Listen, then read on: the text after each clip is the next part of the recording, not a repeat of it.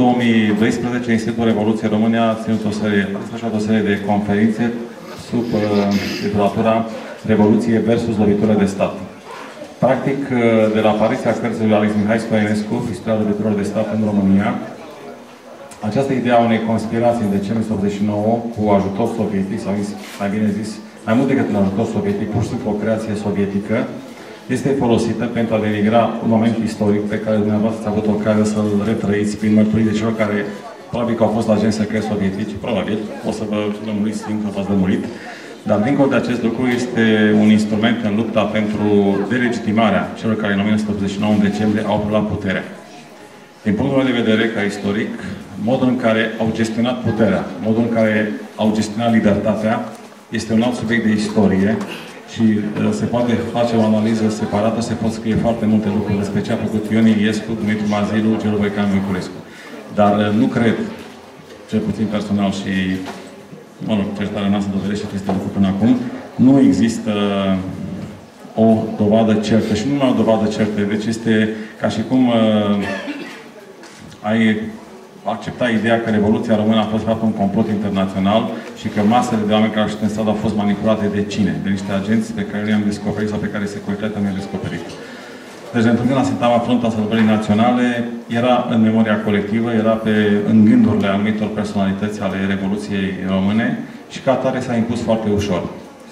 Pe de altă parte, un argument pentru a înlătura această idee a unei conspirații legate de subiectul Frontul Sărbării Naționale este faptul că domnul Mazilu, și se vede și într-o imagine filmată, se afla într-o cameră, dumnealui citea acele idei așezate într-un program politic, care a fost mai apoi luat de către celălalt grup, devenit de acum celebru datorită imaginilor filmate în care se vorbea despre organism de partid și de stat, sună ca dracu, zicea Petre Roman.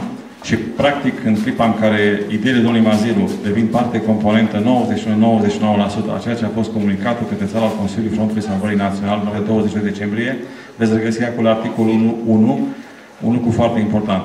Anularea rolului conducător al Partidului Unic. Este începutul drumului spre democrație. Într-o conspirație sovietică, într-o conspirație nu se putea întâmpla așa ceva, pentru că abia în martie 1991 Uniunea Sovietică renunță la ideea de rol conducător al Partidului Comunist al Uniunii Sovietice.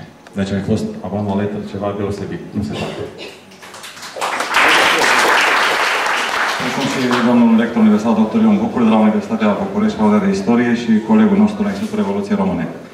În această dimineață o să încercăm să ne reîntoarcem puțin în București din decembrie 1989, mai precis în amiaza zilei de 21 decembrie, în noaptea 21-22 și puțin din 22 decembrie 1989 până la plecarea dictatorului Nicolae Ceaușescu, pentru a rememora câteva din cele întâmplate atunci, lucruri care au marcat fundamental existența unora dintre noi, a celor care și-au pierdut pe cineva drag, a celor care au fost răniți, a celor care au trăit o emoție aparte, a celor care au simțit că România este liberă și a celor care au văzut ceva ce nu credeau că vor vedea vreodată, căderea regimului comunist.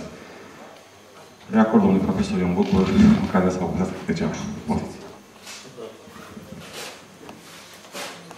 Mulțumesc. Ce se întâmplă? La București, zvonurile ajunseseră. Nu era foarte bine știut ce se întâmplă la Timișoara. S-a mers pe aceeași linie, să spunem, a neinformării în totalitatea lui Ceaușescu despre așa cum stăteau în realitate lucrurile. Ceaușescu, probabil cunoașteți foarte bine și dumneavoastră, ajunsese la un moment dat să fie rupt de realitate. Faptul acesta se datora și celor care s-au aflat în jurul său.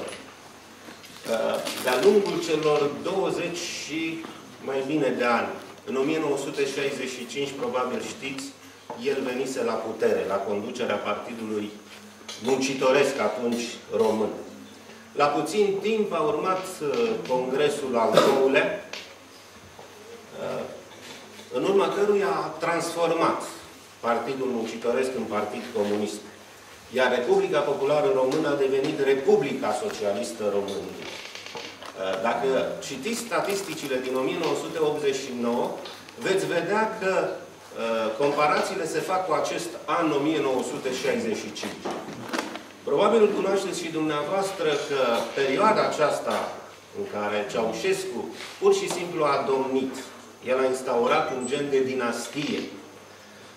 Conform unei reviste germane, Stern, în structurile de conducere ale partidului și ale statului erau numai puțin de 36 de rude apropiate sau mai îndepărtate ale lui Nicolae Ceaușescu. Vorbeam mai devreme de faptul că el se rupsese de realitate și de lumea reală, să spunem. La cel de-al 14-lea congres, cel din urmă al Partidului Comunist, a vorbit numai puțin de 5 ore și jumătate. A fost întrerupt de 128 de ori. Întreruperile acestea, pentru cei care am prins vremurile acelea, însemnau aplauze, ovații, scandări. Probabil vă reamintiți Ceaușescu și poporul, Ceaușescu PCR. Perioada aceasta lui Ceaușescu era definită ca epoca marilor realizări, epoca de aur și așa mai departe. În 1989 se ajunsese, cum bine să știe, la un moment de răscruce.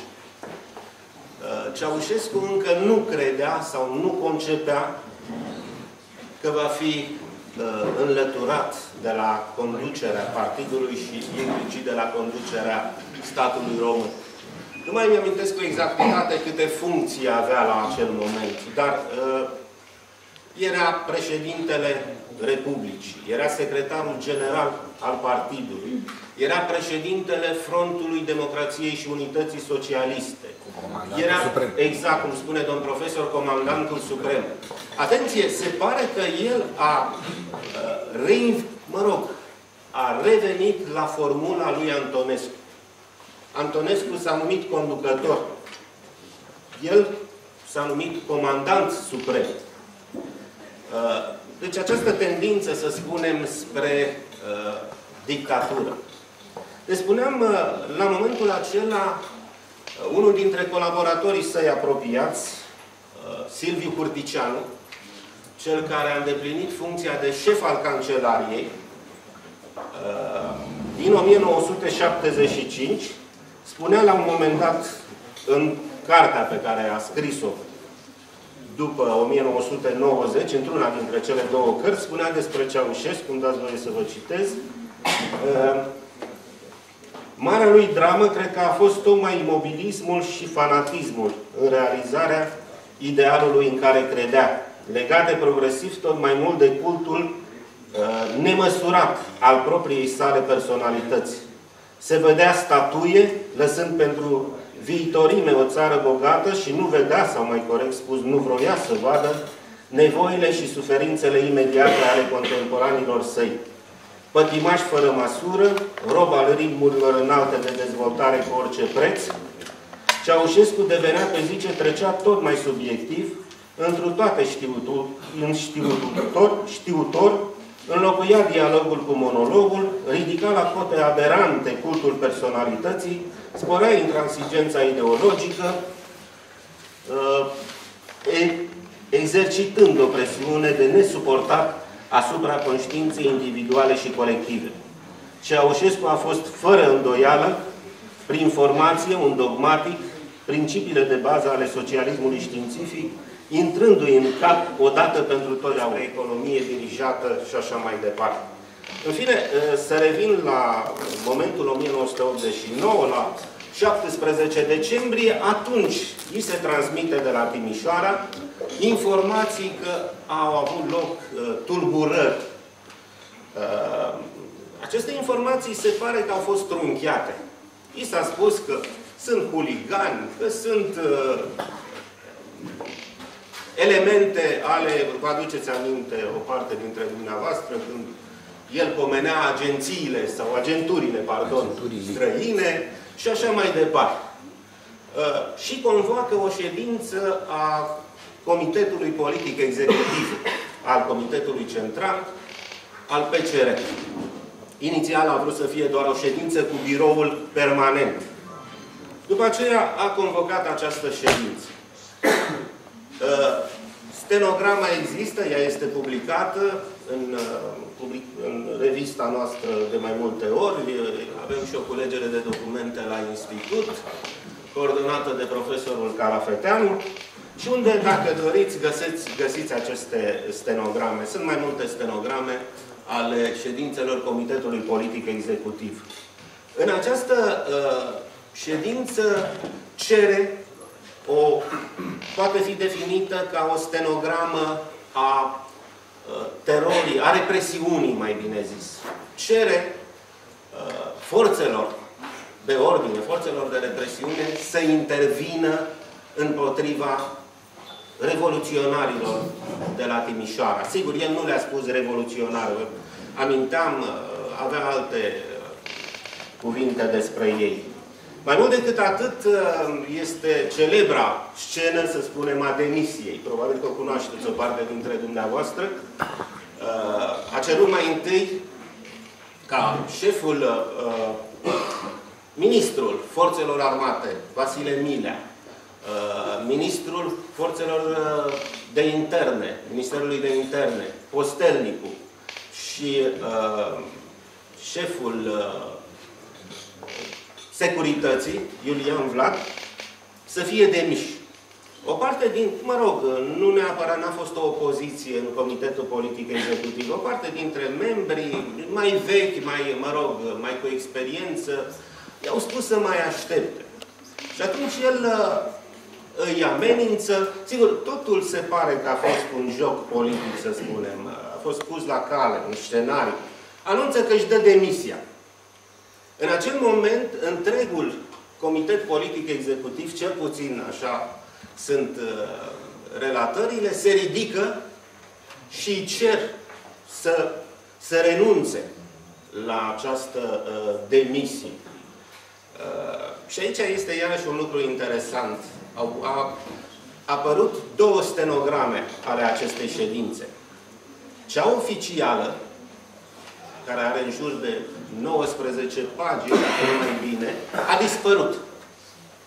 Iar a reapărut undeva pe la mijlocul lui ianuarie 1990, publicat în ziarul România Liberă, din care fusese sustrasă această pagină cu scena demisiei. Sunt bănuiți aici Curticianu și alții din Comitetul Politic Executiv, pentru că era, practic, o acuzație care li se aducea. Și mai este o stenogramă reconstituită din memorie a doamnei care a luat aceste însemnări. Stenograma a fost făcută în 4 ianuarie 1990 în sediul Ministerului Apărării Naționale, în fața unor procurori militari. Și în această stenogramă reconstituită a fost introdusă o frază ca fiind rostită de generalul Vasile Milea. În această frază, generalul Milea ar fi spus: tovarășe secretar general, am căutat în toate regulamentele militare și nu există nicăieri consemnat să se tragă în popor, în mulțime, în populație. Această frază a fost introdusă de către procurorii militari. Tocmai se pare, pentru a-l scoate într-o lumină favorabilă pe generalul Milea. După ce el condusese represiunea din noaptea de 21 spre 22 decembrie de la baricadă, din piața Universității. În fine, deci cam asta a fost această primă ședință în condițiile acelea de criză. A fost reîntors din drum, i s-a cerut să revină, să-i conducă. E interesant stenograma. Nu mai știu care dintre tovarăși a început să plângă. Tovarășe, bă, noi cui ne lăsați? Ce facem? Ana? Suzana Gâdea, n-aș vrea să vezi. Și Marea Mănescu. Bine, nu, este o doamnă care începe să plângă. Și Marea Mănescu l-a rugat, și toți l-au rugat, ce să mai lungim vorba. Sigur, cel mai important, să zicem, argument l-a avut tovarășa. Apropo, între ei, între tovarășul Ceaușescu și Ceaușescu, Elena Ceaușescu, cam asta era formula de adresare oficială. Tovarășul și tovarășa. În Comitetul Central, în structurile acestea de stat. Ceaușescu a crezut că lucrurile reintră. I s-a promis intervenție violentă chiar și atunci a crezut că lucrurile intră în normal și în ziua următoare, pe 18 decembrie, pleacă într-o vizită în Iran. Cei care au fost în apropiere spun, domnule, zice, un om normal, chiar Iulian Vlad spune lucrul ăsta, șeful securității, un om normal n-ar fi făcut lucrul ăsta. N-ar fi lăsat lucrurile, n-ar fi lăsat situația de criză și ar fi plecat în Iran. Este foarte adevărat că lucrul acesta se întâmplase și în 1987. Revolta brașovenilor a avut loc în noiembrie, probabil știți, în timpul alegerilor de atunci și a plecat